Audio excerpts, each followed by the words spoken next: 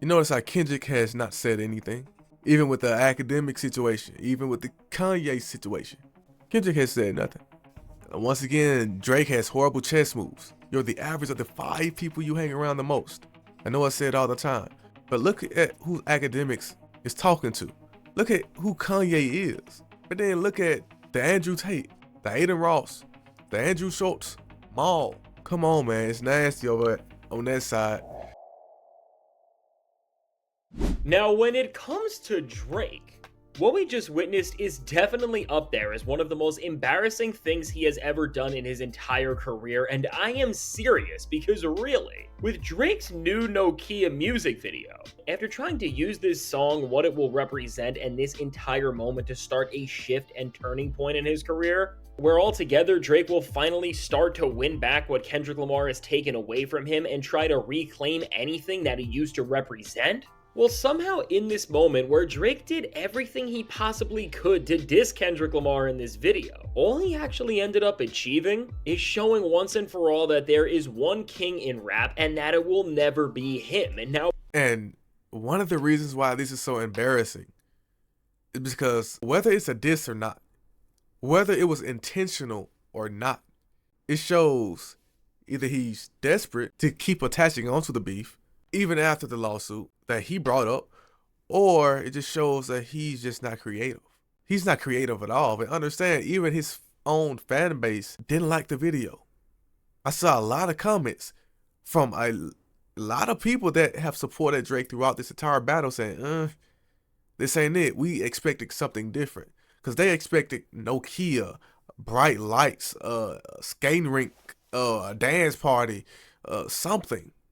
Like neon, 80s theme, something that you can dance to, a summer vibe.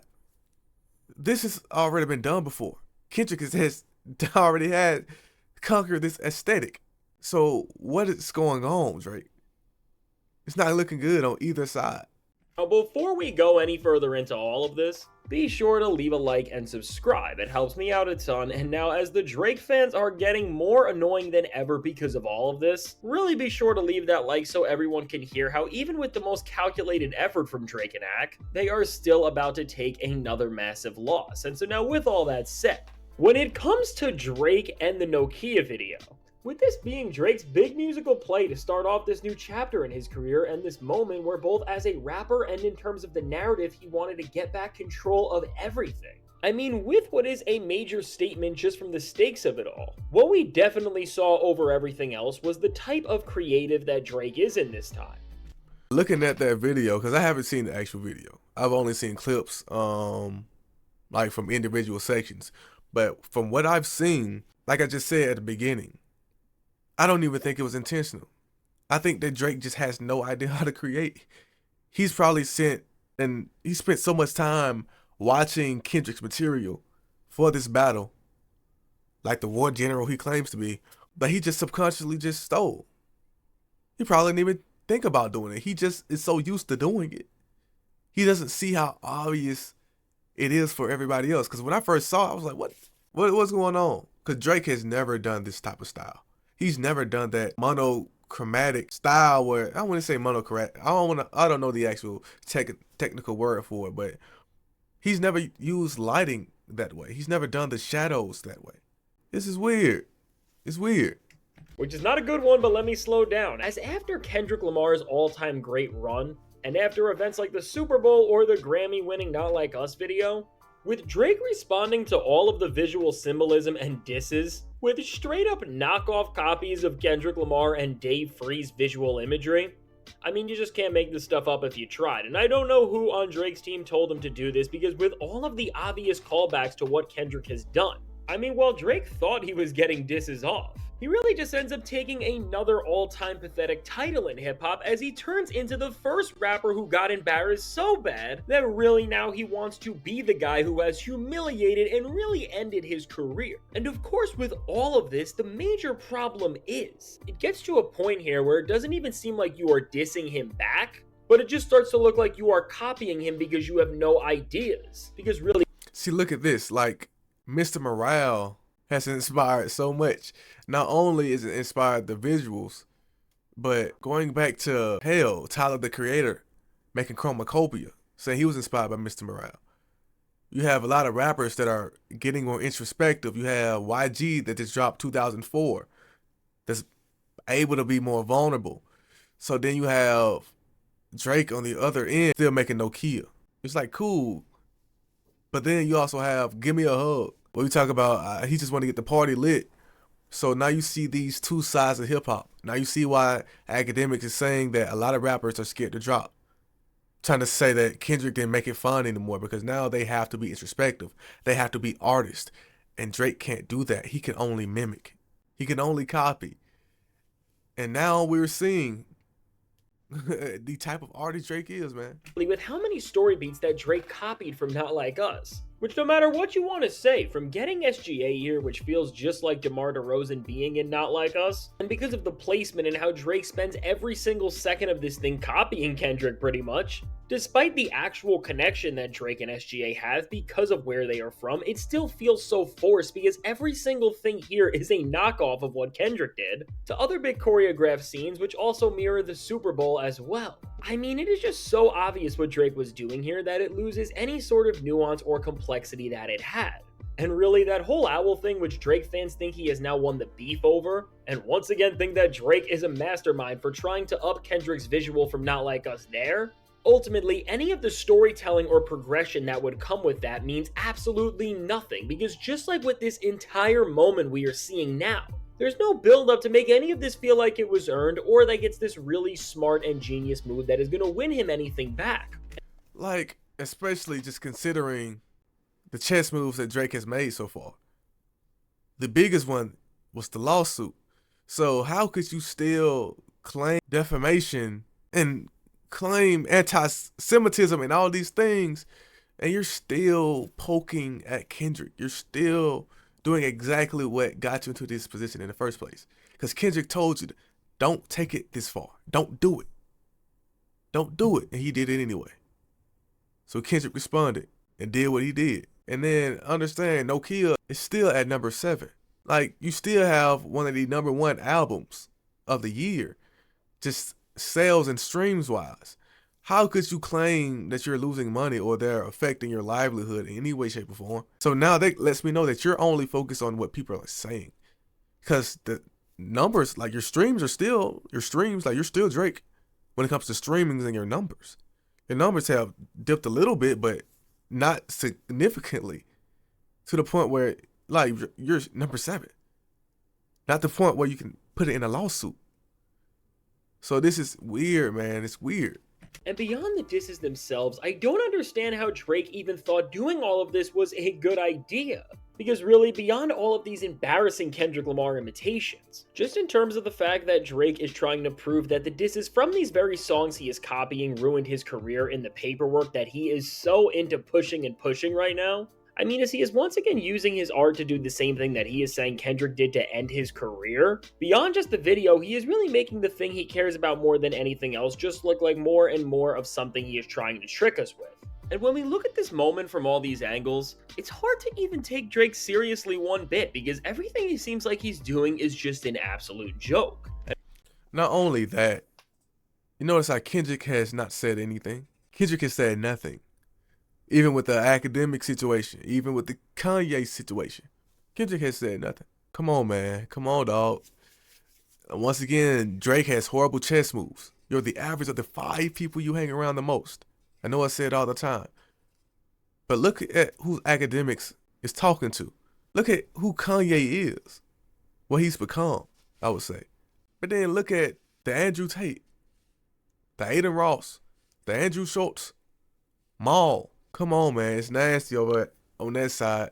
But not only that, it's just the chess moves that they're playing only makes everything worse. Academics doing this interview, the gathering, the OVO Avengers, it makes everything worse for Drake. It just completely ruins his reputation. And they're so delusional, they don't understand that.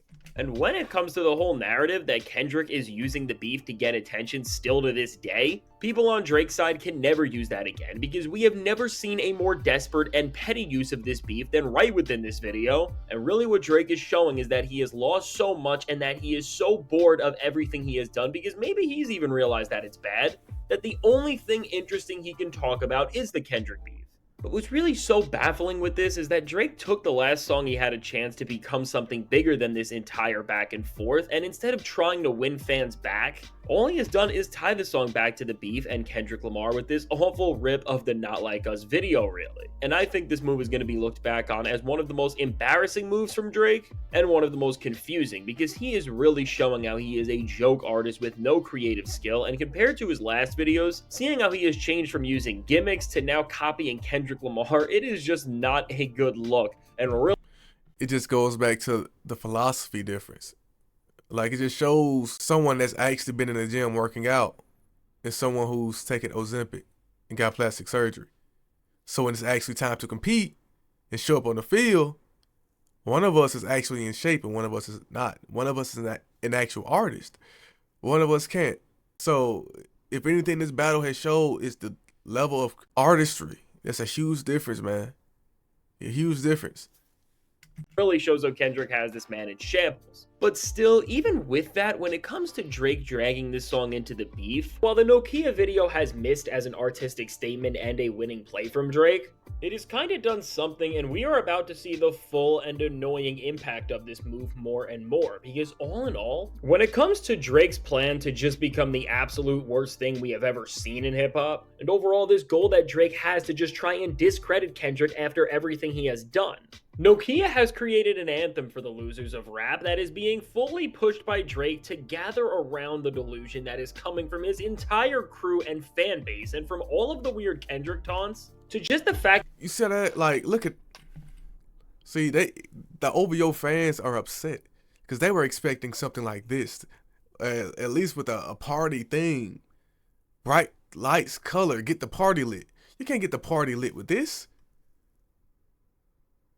This is not getting the party lit. What is this, man? that now it looks like Drake is trying to make this record bigger and bigger. He is bringing his fan base to a place where they are all behind him, and now that he has this support, with this bigger plan he has, which more than just the song itself, with both what him and Ak just did. In terms of just annoying everybody's timelines with the most ridiculous things, they have done it. Which really, accomplishing any of their goals is a first, and for them, they really have managed to just take over the entire hip-hop world and everything around them with the most loud and obnoxious discourse. And now when it comes to this storm that Drake and Ak have created, well, Nokia is the moment that they wanted to win everyone back with, although it's really only done the opposite with how embarrassing it is. Everything started here with Ak's interview with Ye, and speaking of that, these are the chess moves that I'm talking about. Nokia, like Fantastic Hip Hop just said, was supposed to be the song that people were dancing to. Say, hey, Drake's back. Yay. The summer's coming up. It's getting hot again. And then the Kanye interview was supposed to destroy Kendrick somehow. They understand how these people think. They thought that these two were going to counteract everything that Drake has done throughout this beef, or that what Kendrick has done to Drake. And man, they're so full of themselves. The ego. Take note, man. This is what happens when you let the ego consume you and you hang around with way too many yes people.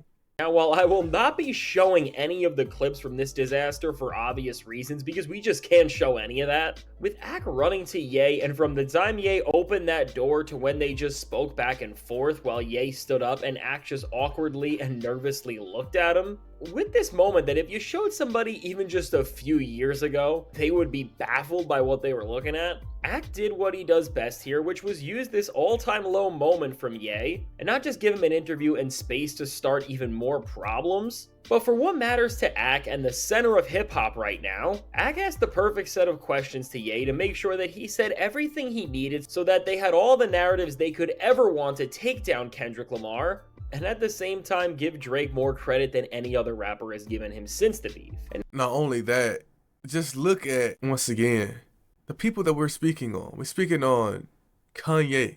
After everything he's done, after literally his entire discography of bullshit.